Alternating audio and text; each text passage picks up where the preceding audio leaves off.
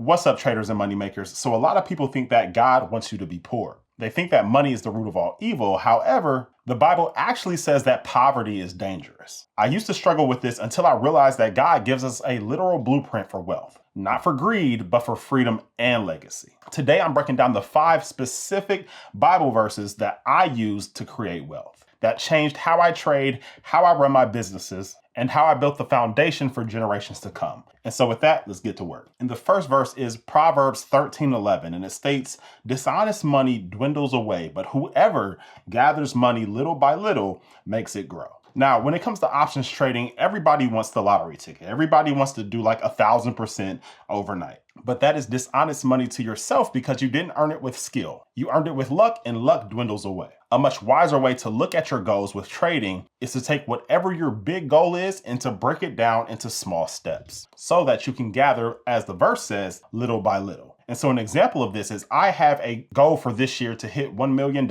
in trading profits. And now, while 1 million seems like a huge amount, if you break it down into small steps, then it becomes a lot more achievable. And so for me, I know that there are 252 trading days within the span of a year. And so instead of trying to make $1 million a year, what I did was I broke down that $1 million by dividing it by 252. And when you do the math, it comes out to about $3,968. And so I know that if I can average about $3,968 per day, then I will hit my $1 million mark by the end of a year. And so I don't need to focus on the 1 million. I need to focus on the smaller steps that I set so that I can gather little by little. And so whatever your goal is for the year, you can take that and divide it by 252. So if your goal is to make $100,000 for the year, then you can divide that by 252, and that'll get you to about $396 per day.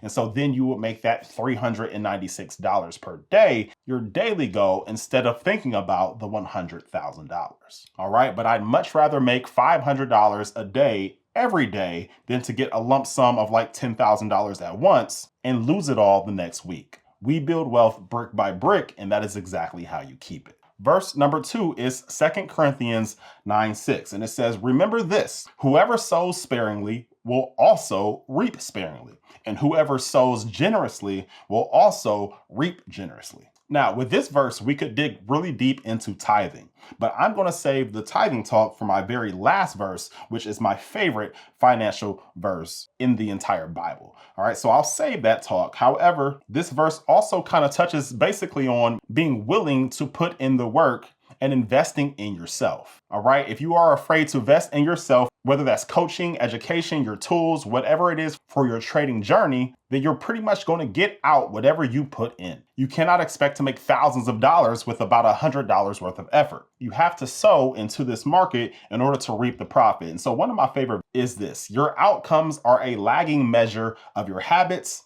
Your net worth is a lagging measure of your financial habits. Your weight is a lagging measure of your eating habits. Your knowledge is a lagging measure of your learning habits. And your clutter is a lagging measure of your cleaning habits. You get what you repeat. And so quite simply, what you put in is exactly what you will get out. So invest in your skill set. Over time, the market will pay you for the seeds that you sowed. And with that, that brings me to verse number 3, which is Ecclesiastes chapter 11, verse 1 and 2. And it says, "Ship your grain across the sea. After many days, you may receive a return.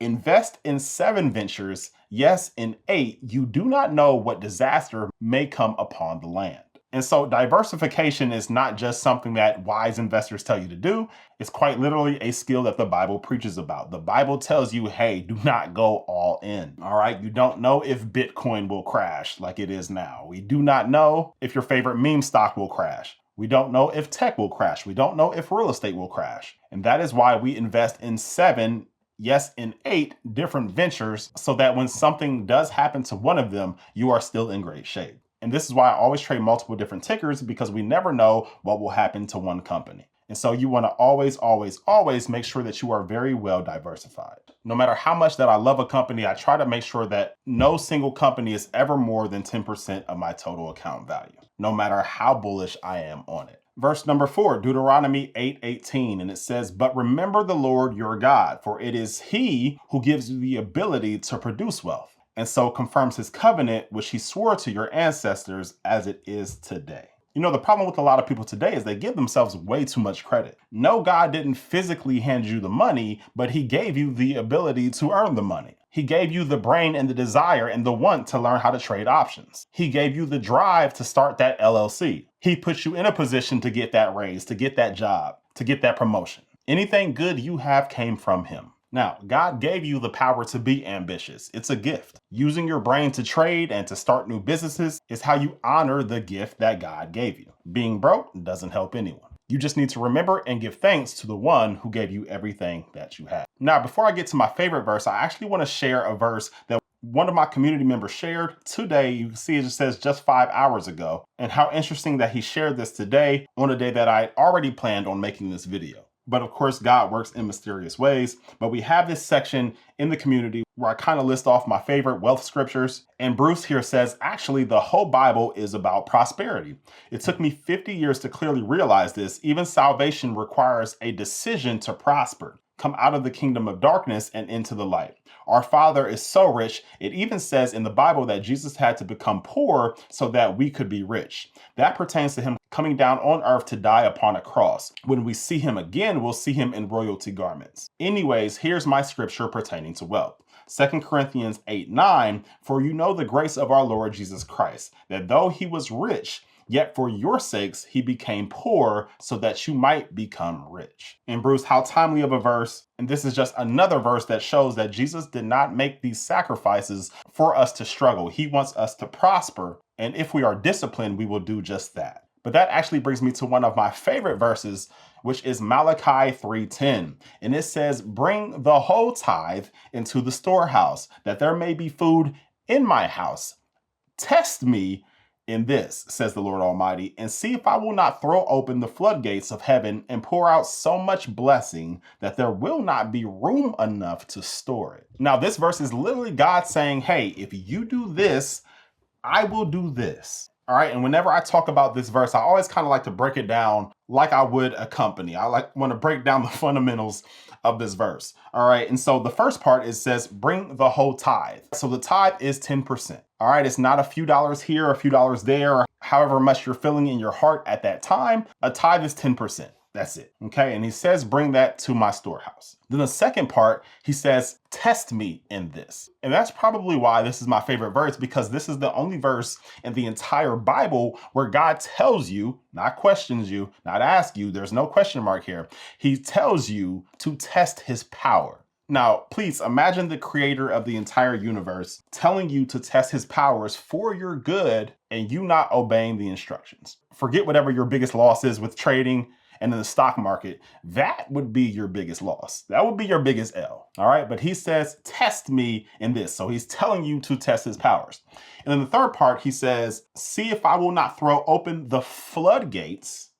All right. So think about floodgates. We know what floodgates of the earth look like, and that's probably too much for you to handle by yourself. But he says he will open up the floodgates of heaven, which I can imagine is so much more than what the earth has to provide, and pour out so much blessing that there will not be room enough to store it. AKA, he's going to give you so much that you have no choice other than to give it to others because you can't store it by yourself. Now, I'm going to tell you guys a story. This is back in 2020, and some of you may be familiar with my story, but I previously owned a photography company and multiple restaurants. And at the end of 2019, I began on the process of opening up my second restaurant. And so throughout those several months, I'd spent hundreds of thousands of dollars to get that second restaurant open. And so time went by and we were set to open around March of 2020. Now, me just saying that time should ring a bell of what was happening, what was occurring at that time. And so a long story short, I just got done spending a huge chunk of my money into getting that business open, and then the pandemic hit. Now, not only did that shut down any plans of the grand opening, but it also shut down the other restaurants and my photography company,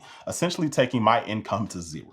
Well, that was horrible timing for me, because again, I had just put a good chunk of my money into opening up that other business. And then on top of all of that, I was still bleeding out money because although there was a huge pandemic around the entire world, I still had people like landlords that I still had to pay because they clearly did not care about what was going on. They're like, hey, on the first, bring me my money. And so quite literally, out of desperation of needing to find some sort of income, I started on my journey of learning how to trade options. And I remember having a conversation with one of my best friends. Shout out to Taylor if you're watching this. We were sitting on his front porch and I just remember having the conversation and saying, hey, if I can somehow make $200 per week from this options trading thing, then that would be life-changing for me right now. And I started thinking in my head of all the things that $200 per week, which would be $800 per month, could pay for. I'm like, all right, at the time, it could pay for my car note, it could pay for my car insurance, it could pay for my phone bill, and I'd possibly have a little bit left over. And so that $200 per week was life-changing to me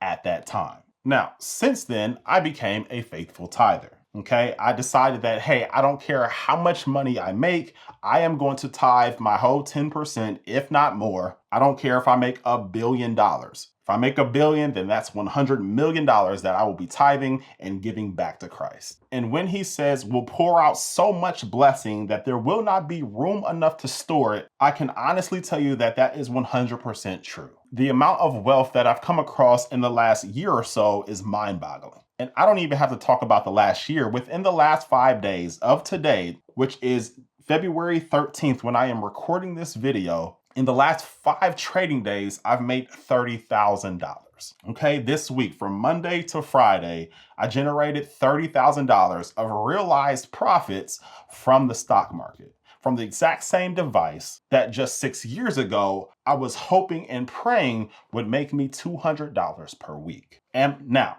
am I amazed? Yes. Am I super happy about the gains? Sure. But am I surprised?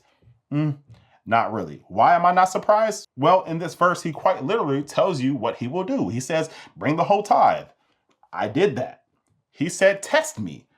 I did. He says he will pour out so much blessing that you won't have room enough to store it. And that's exactly what he did. Now, he is not a man that he should lie. And although I broke this verse down into 3 different sections, it's quite literally one of the simplest verses in the Bible. It's literally, hey, if you do this, I'll do that. And from there, he leaves it up to you on if you want to test his powers, because we all have free will. But in this verse, he's telling you to test him. Now, I'm not saying you should give just to get. That is definitely not the case. You should give just to give. And that is exactly what I do. However, I also do know that he has made it pretty plain and simple of what he would do if we were obedient. Even people like LL Cool J, who has been relevant for 4 decades now, will tell you that his success comes from him being a faithful tither. I'm a big proponent in tithing. Do you know what tithing is? I'm a person that when I get money, 10% of what I give it to the church, off the gross. Get out of here. Always. That's amazing. I give it away. So I'm like, like the whole more money, more proud. I don't have that problem.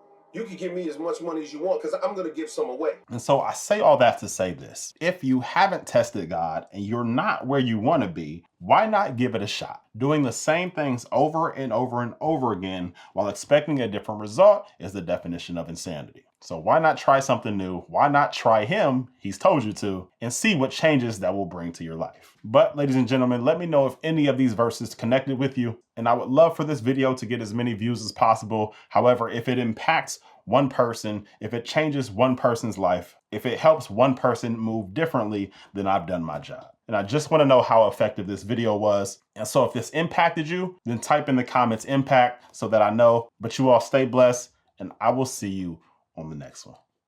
Peace.